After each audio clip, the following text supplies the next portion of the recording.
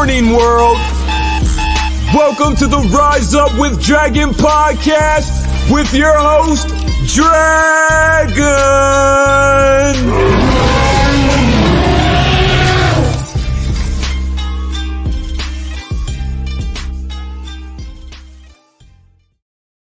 Great morning, world.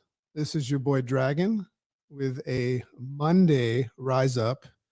This is being taped on the 24th of May, which is just crazy.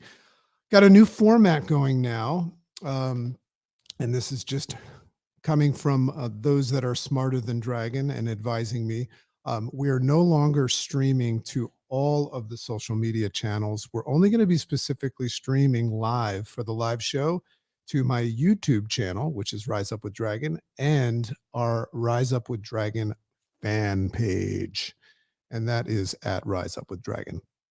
And the reason why we're doing that is because it's more efficient. And that's the way we're going to do it.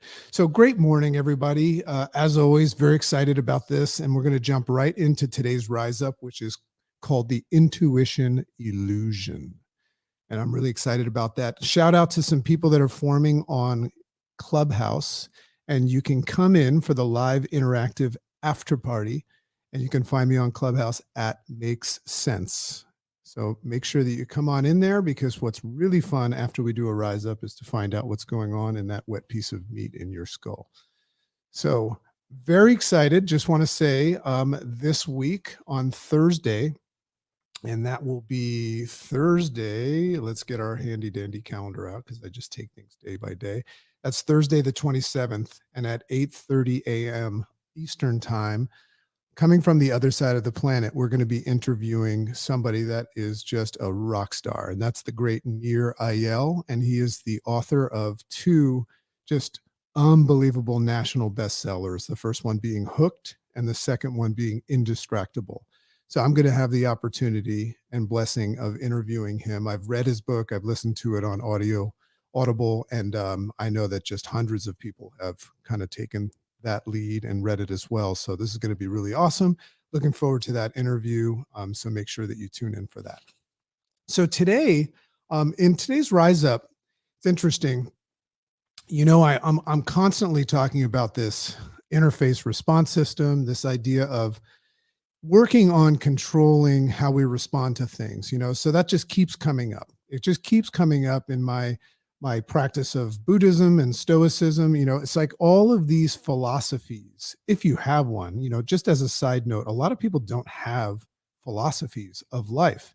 You know, a lot of people are just running a program based on what they've received from outside in, and they don't actually have their own philosophy about life. So when you start practicing this stuff, and that's what the Rise Up with Dragon show is about, it's just to help you get unstuck, unlocked from your mental prison via, you know, learning some new ways of looking at things, you know, unpacking things and getting different opinion about things. But a lot of people are walking around, they don't really have a philosophy of life. So as I constantly look at that, it just keeps on reminding me that the work I'm doing here and in my book with this idea of the interface response system, meaning this system upon which we actually reclaim control of our lives and the controllables, and that is how we respond to things, not trying to control the things that happen out of our control, controlling the things that we do. So this idea of how we perceive things and how we draw conclusions and things like that is always fascinating to me. So today, I'm stepping into a realm that's very familiar with that, but at the same time, it's like a different approach. And I want to talk today about intuitions. Now, intuitions are really, really interesting. When you look at intuitions, and I see people starting to figure out where the live is coming, so that's pretty cool. Everybody will get used to it. Everybody's like, "Where's the live right now? I'm on this page," and they're falling victim and prey to it. I'm going to start getting texts from people saying, "Hey, you didn't do this, you didn't do that." I'm going to say, "Well, I did that, and I gave you the opportunity to react to it differently." So we're going to talk about intuitions, because if you think about it, you know, look at your intuitions, and intuitions can be defined in various ways. But when I look at intuitions, I think of them, and I'm just coming raw right now thinking about it. when I look at my intuitions, it's like my gut, my gut feeling about something, my sixth sense. When something happens or someone happens, I very often use my intuitions to make the right choice rather than the wrong choice. So that's what's fascinating, because if we learn to like check our gut, follow our heart, check our gut, what ends up happening is that we assume that our intuitions on things or about things are right. But if we further peel back the onion and look deeper into intuitions, we have to recognize that maybe our intuitions have been programmed to be that way. Maybe if you get a gut feeling or a sixth sense about something, maybe that is a side effect and symptom of your program. So here's case in point. Let's say I have a programming in my mind, which I always did, about marriage and divorce, right? So let's say, at the age of 11, I saw my parents get divorced and then I got divorced. So my program has its own way via the experiences that, I consumed to create that program. My program has its own way of looking and perceiving relationships and divorce.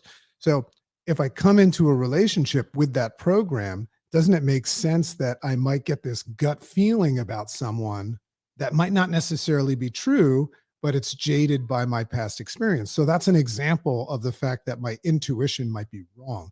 So my question to you today, just to ponder, is if you look at your intuitions in life, look at how you're calling shots in life and making decisions about when's the right time to do things. Should I go? Should I stay? Is this a good idea? Should I deal with this person? Should I let them in? Should I let them out? Is this a good opportunity or a bad opportunity based on your intuitions? Do you think that your intuitions are moving you forward, or could they potentially, in this new space that we're unlocking today, be holding you back? So that's what we're going to unpack. So let's go into this. And as a quick reminder, when I do these rise ups, I actually have my journal entry, in my book and in the 15 days of discipline that's coming out. And side note, if you want to get involved in that free giveaway for the 15 days of discipline, just go to my Instagram at Rise Up with Dragon and hit me up in the DM. Obviously, I'd love it if you follow me, and I'll always interact. I try to respond to everybody, but hit me up in the DM and just write the word in capital letters, discipline, and we will get you signed up for that free giveaway, which is a full overview of the entire course. You could actually use that and completely shift your life. So let's get into intuitions. So an intuition is when we have a powerful sense that something is true without necessarily having an awareness or full understanding of the reasons behind the feeling. So let me just read that again, because I really want to lock into what intuitions are. An intuition is when we have a powerful sense that something is true without necessarily having an awareness or full understanding of the reasons behind the feeling. So what that means is we get a gut feeling. We don't necessarily know why. And I know everybody understands what that is. When you walk into a room and you just say, I feel a bad vibe. Don't know why, but I feel a bad vibe. So that's what I mean without understanding the reasons behind it. So it may or may not represent something true about the situation, the scenario, or the world. Intuitions are directly associated with and impacted by, as well as reinforce things that reinforce our beliefs. So think about that for a second. What I'm saying is that intuitions are directly associated with and impacted by our beliefs. So we're going back to that mother, father, teacher, preacher, that whole programming scenario that happened outside in as children up until this day. And remember, mother, father, teacher, preacher is one thing, but then there's an S, MFTPS, and that's society, and that's the highlight reel. So always making sure that people become aware of what they're consuming on a regular basis, because the things that we consume all day are actually creating the scenario of the program, right? That repetition of the consumption. So what I'm trying to do right now is I'm trying to speak for the first time right into the microphone, because we're using the Rodecaster Pro, and I've been told by everyone it's important to have great sound quality. So therefore, in my observation, our intuitions become a practice ground. This is cool, a practice ground for our beliefs. And our beliefs have been installed and programmed often by others, very often. So this means that our intuitions may be off. So that's just all I want you to entertain today, is that your gut feeling, which we should always check. One of the problems I think a lot of people face is they try to make decisions with their minds, and their minds are just a reflection of the program. So what I always say is harmonize your mind with your heart, check your gut. They always know. But what I'm entertaining today, and I know that this complicates things, is perhaps your mind and your gut have been impacted as well. I mean, when you're running a program for so long, can't you see how you can get your heart and gut behind that program, those concepts? So this means that our intuitions may be off, and in fact, may be causing us to lack forward movement. Now, I'm just going under the assumption that people want forward movement. So perhaps we're making poor judgment calls. So that's the space that I get in, because it's kind of like those moments where you feel like you put your foot in your mouth, right? Did that come from your mind, or did that come from a gut feeling? Have you ever made like a knee-jerk reaction or a gut feeling and ended up with your foot in your mouth, or made a bad judgment call? And of course, that always leads to the obstacle is the way. We always want to look and reference the fact that, sometimes going through the struggle, embracing the suck is the way. But still, we always want to refine this. So perhaps we're making poor judgment calls based on these intuitions. So this brings up an interesting thing to become conscious of and catching in our interface response system. Remember the IRS, the interface response system, which is a big, big dragon thing, is just this idea of being conscious of the way we interface and respond with things, which is what it is that we're in control. So we always want to work on that. So what we're entertaining right now is, what degree do our intuitions play in that response system? And also, are they connected to false pretenses that are part of that programming? So we speak a lot about our programmed analytical mind and how it consciously calls the shots, often basing decisions on information that was given to us, like I said before, from the outside in, from what I call MFTPS. And intuition shows up as a primer and practice ground for such decisions. Let's think about what that means. When I have an intuition comes before the response, right? You get that feeling. So what I'm saying is an intuition shows up as a primer and is in the practice ground, the sandbox for the decisions that we make. So if you can catch yourself and become conscious of the intuition and what it's connected to, and potentially the outside forces or the program that created it, maybe we can make different decisions. Imagine if you started to just pause and take a second to evaluate your intuition rather than just going with it. Because the way I was brought up, and it was great, it got me where I am today, but I was always brought up, go with your gut. What does your gut tell you? So I don't want you to be afraid of failing. And it's not about like perfecting the response system. It's just about becoming conscious, right? So I started to evaluate if my intuitions and my gut feeling were affected by my program. So an intuition shows up as a primer and a practice ground for such decisions.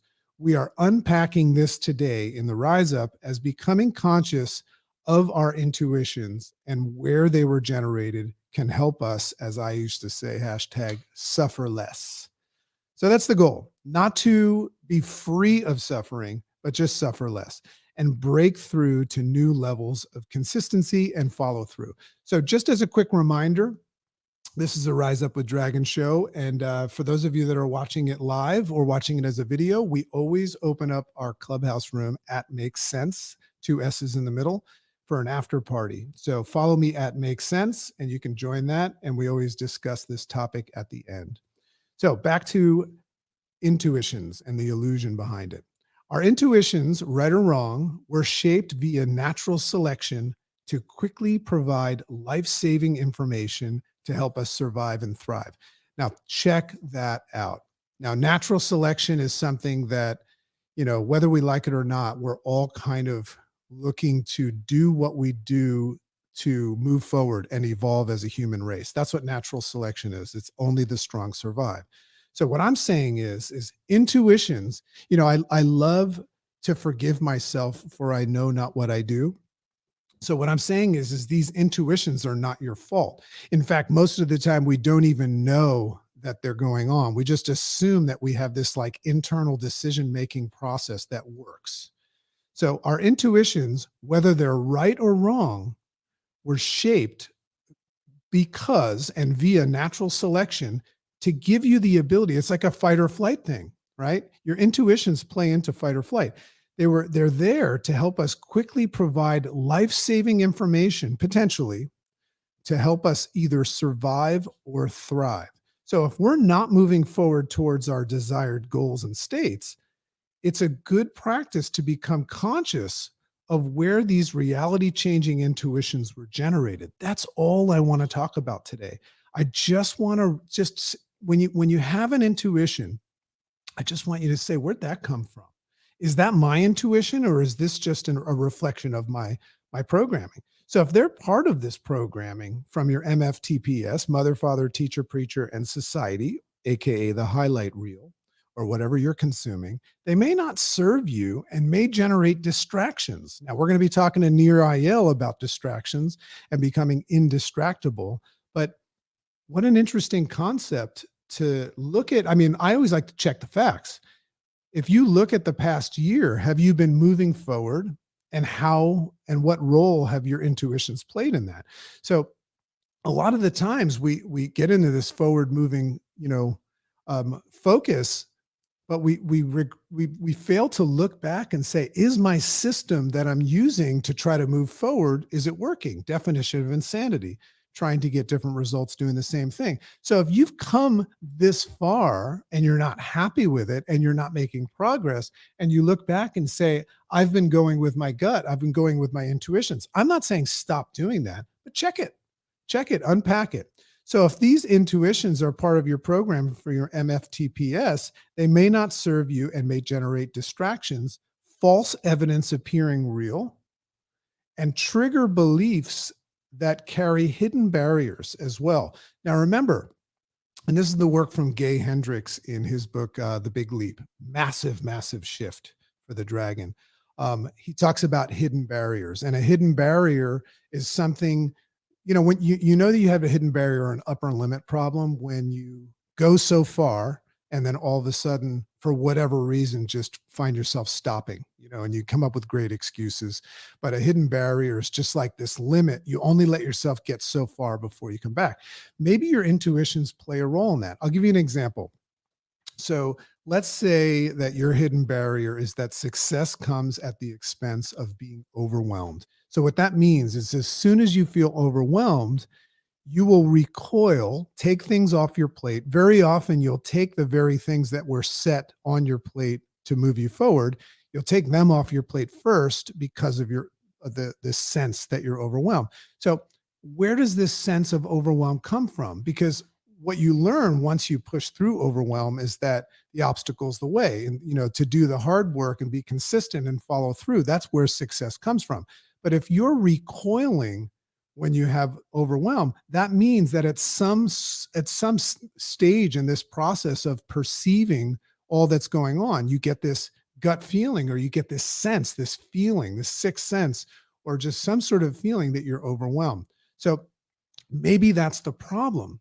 Maybe the challenge is that moment where you perceive that you're overwhelmed. And what's interesting about that is, when I look at two different people, I see how they both react to this perceived overwhelm. One of them, when they get overwhelmed and they recoil, that's why it's called a hidden barrier.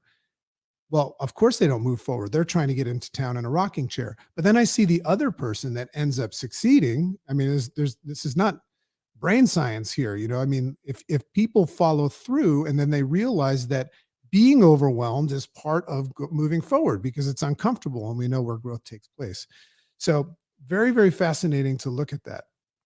So often we need to catch this drifting, right? And when we catch ourselves drifting, it unveils shifting into a new reality where we practice and work on a new belief system.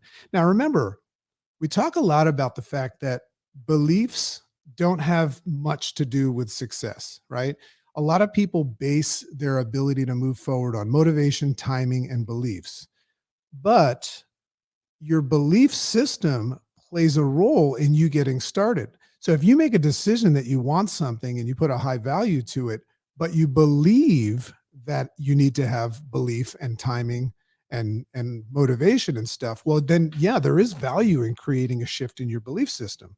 And very often a shift in your belief system could just be recognizing what it is that you're potentially doing wrong or where you're getting caught up. So a new belief system and response system, as I said before, that serve us better for both survival, because we still need to be able to survive, right? If I get an awkward feeling because a bank is about to be robbed and I get out of there and I prevent myself from being part of it, that's a good that's a good intuition. I'm not saying intuitions are bad. I'm just saying maybe they are a reflection and a side effect and a symptom of your programming. So better for survival or, like I say, thrivival. It's not a word, but it's a dragon word. So I like to follow my gut and my heart, not my thoughts, as they are largely representing my outside in programming from all these years of consumption of just stuff that's not really mine. My heart and gut more accurately and reflect, with purity, less opinions impacted by my thoughts. So I do like to go to my heart and gut. However, I believe even our heart and gut, although more accurate, so it's better to go with your heart and gut, but even though they're still impacted and manipulated and programmed over time by the power of repetitions. And I keep talking about this ad nauseum so that you can become conscious of it. So it's really, really crucial that we practice mindfulness, awareness, and consciousness of the outside in programming. Just start with that. Just start asking, is this thought, is this gut feeling, is this intuition part of a symptom or a side effect from that outside in programming when we're sensing our intuitions and they may in fact not be yours, but somebody else's. So that's my rise up today about intuitions. And my goal when I bring up these words and these concepts, which come to me, remember what I do every day is I write these down. And that's how I explain it to myself selfishly. It's not like I'm preparing them for my podcast or my show.